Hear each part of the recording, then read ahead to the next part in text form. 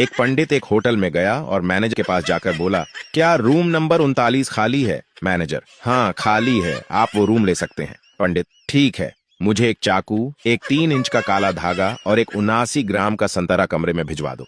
Manager, जी ठीक है, और हाँ, मेरा कमरा आपके कमरे के ठीक सामने है। अगर आपको कोई दिक्कत होती है तो तुम मुझे आवाज दे देना। पंडित, ठीक है।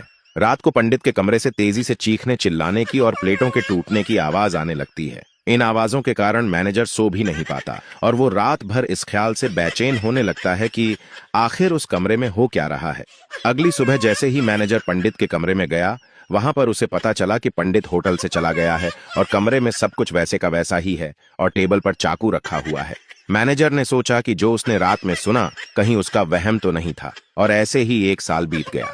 1 साल बाद वही पंडित फिर से उसी होटल में आया और रूम नंबर 39 के बारे में पूछा।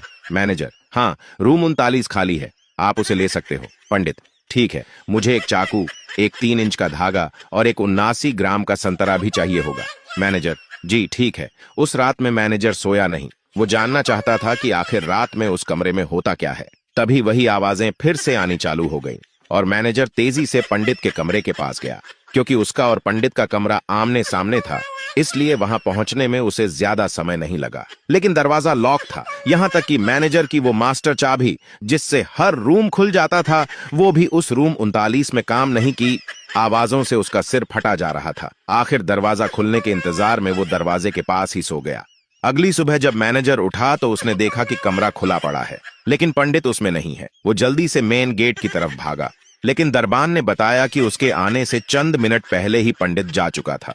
उसने वेटर से पूछा तो वेटर ने बताया कि कुछ समय पहले ही पंडित यहां से चला गया और जाते वक्त उनसे होटल के सभी वेटरों को अच्छी खासी टिप भी दी। मैनेजर बिलबिला के रह गया। उसने निश्चय कर लिया कि मार्च में वो पता करके रहेगा कि आखिर ये पंडित और रूम 39 का राज क्या है। मार्च वही महीना था जिस महीने में हर साल पंडित एक दिन के लिए उस होटल आता था। अगले साल फिर वही पंडित आया और रूम नंबर 39 मांगा। मैनेजर, हाँ आपको वो रूम मिल जाएगा। पंडित, मुझे एक चाकू, एक 3 इंच का धागा और एक 79 ग्राम का संतरा भी चाहिए। मैनेजर, जी ठीक है।